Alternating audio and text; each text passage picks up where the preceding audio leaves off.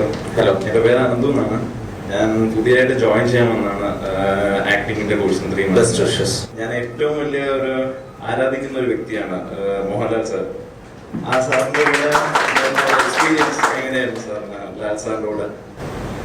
Lal sir എപ്പോഴും ഒരു വിസ്മയമാണ്. ഒരു ഷോട്ടിൽ എന്താണ് ചെയ്യുന്നതെന്ന് ആർക്കും പ്രൊഡിക്റ്റ് ചെയ്യാൻ പറ്റില്ല.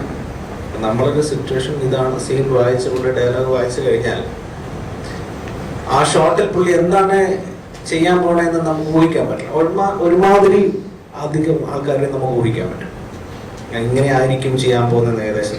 ലാൽ സാറിന്റെ നമുക്കത് ഊഹിക്കാൻ പറ്റില്ല. അതാണ് ഞാൻ പറഞ്ഞ ഒരു വിസ്മയം എന്ന് പറയുന്നത്. കാരണം അതെന്തുകൊണ്ടാന്ന് വെച്ചാൽ ഇപ്പൊ നമുക്ക് വേറെ എന്തെങ്കിലും അദ്ദേഹത്തിന്റെ കാരണം കൊണ്ട് വേറെ എന്തെങ്കിലും കാരണം കൊണ്ടോ നമ്മളത് റീടേക്ക് പറഞ്ഞാൽ ആ ടേക്കിൽ അദ്ദേഹം ആദ്യം ചെയ്തതല്ല ചെയ്യുന്നത്, വേറെയോ. സാറിന്റെ പടത്തിന്റെ ഏറ്റവും ബുദ്ധിമുട്ട് പിടിച്ച ജോലി എന്ന് പറയുന്നത് എഡിറ്റിംഗ് ടേബിളാണ്.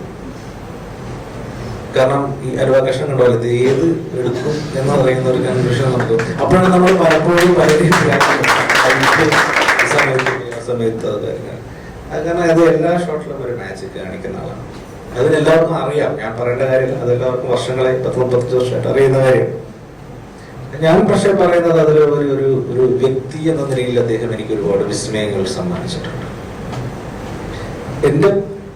എൻ്റെ കരിയറിനെ തന്നെ, സിനിമയോടുള്ള എൻ്റെ ആറ്റിറ്റ്യൂഡിനെ തന്നെ വല്ലാതെ ഇൻഫ്ലുവൻസ് ചെയ്തിട്ടുണ്ട് ലാൽ സാർ എന്ന് പറയുന്ന പ്രൊഫഷണൽ അദ്ദേഹത്തിന്റെ തോട്ടുകൾ, അദ്ദേഹത്തിന്റെ ആറ്റിറ്റ്യൂഡ്.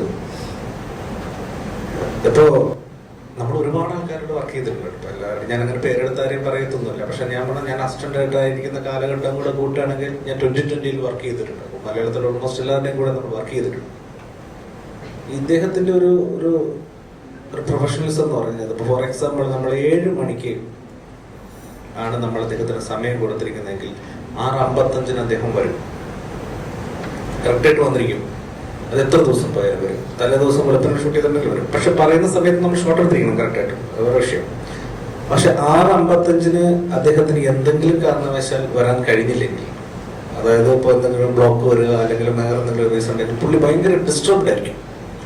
അന്ന് വരുന്ന സെറ്റിലെത്തി നമ്മളെടുത്തത് കമ്മ്യൂണിക്കേറ്റ് ചെയ്ത് മേക്കപ്പ് ഇട്ട് ഷോട്ട് എടുക്കുന്നവരെയും പുള്ളി ഭയങ്കര, അത് അവിടെ പോലും വിളിച്ചു കൊടുക്കും, സോറി ഞാൻ ഇന്ന പ്രശ്നത്തിലാണ്. അതായത് വളരെ എത്രത്തോളം സിൻസിയർ ആയിട്ടാണ് അദ്ദേഹം അതിനൊക്കെ കൊടുക്കുന്ന ഇമ്പോർട്ടൻസ് എന്ന് പറയുന്നത് ഒരു പാഠമാണ്. നമ്മൾ പലപ്പോഴും പുതിയ കാലഘട്ടത്തിൽ വരാനോ അല്ലെങ്കിൽ ജോലിയോടുള്ള ആറ്റിറ്റ്യൂഡിൽ, അതായത് അതിനകത്തെ കച്ചവടം പറയുകയാണെങ്കിൽ മലയാളത്തിൽ ഏറ്റവും കച്ചവടമുള്ള ആൾക്കാരാണ് ഇവരൊക്കെ, അതിന്റെ ആംഗിളിലാണെങ്കിൽ, ബിസിനസ് ആംഗിളിലാണെങ്കിൽ. പക്ഷെ അവർക്ക് സിനിമ എന്ന് പറയുന്ന പ്രൊഫഷനോട് കാണിക്കുന്ന മര്യാദ, ബഹുമാനം എന്ന് പറയുന്നതിന്റെ ഒരു വലിയ പാഠം എല്ലാ കാര്യങ്ങളിലും ഉണ്ട്. സിൻസിയറായിട്ട് ഒരു ജോലി ചെയ്യുന്ന സമയത്ത് ഒരു ഡയറക്ടറുടെ വാക്കുകൾക്ക് കൊടുക്കുന്ന പ്രാധാന്യം, അതാരും ആവട്ടെ, ഞാനാവണം എന്നല്ല മറ്റൊരാളാവണം എന്നല്ല. ഇപ്പൊ സിബി സാറാണെങ്കിലും ജോഷി സാറാണെങ്കിലും ഞാനാണെങ്കിലും പുതിയൊരു ഡയറക്ടർ ആണെങ്കിലും എല്ലാം വൺസ് അദ്ദേഹം ഒരു പടം കമ്മിറ്റ് ചെയ്ത് കഴിഞ്ഞാൽ ഡയറക്ടർ എന്താണോ പറയുന്നത് അതിൽ ശ്രദ്ധിക്കുക, അത് ചെയ്യുക. അദ്ദേഹത്തിന് ഡൗട്ട്സ് ഒക്കെ ചോദിക്കും. പറയുന്നതെല്ലാം ചെയ്യാന്നുള്ള അർത്ഥത്തിലല്ല. ലോജിക്കലി എന്തെങ്കിലും പ്രോബ്ലം ഉണ്ടെങ്കിൽ അദ്ദേഹം ചോദിക്കും. ചോദിച്ചാലും നിങ്ങൾ അത് തന്നെയാണ് വേണ്ടതെന്ന് പറഞ്ഞാൽ അത് തന്നെ ചെയ്യുള്ളൂ. ബിക്കോസ് അത് നിങ്ങളുടെ റെസ്പോൺസിബിലിറ്റിയാണ്, അതിന്റെ ശരി തെറ്റുകൾ തിരഞ്ഞെടുക്കുക എന്ന് പറയുന്ന സോ പ്രൊഫഷണലിസം എന്താണ്. ഞാൻ വേറൊരു സ്ഥലത്ത് ഞാൻ പറഞ്ഞിട്ടുണ്ട്. അപ്പൊ എന്റെ മകൻ ഒരു ആക്ടർ ആക്കണമെന്ന് ഞാൻ ആഗ്രഹിച്ചാൽ അദ്ദേഹത്തിനോട് ഒരു 10 ദിവസം 1 മാസം വിടാൻ പറ്റുമെന്ന് ഞാൻ ചിന്തിക്കുന്നു. ബിക്കോസ് അത്രത്തോളം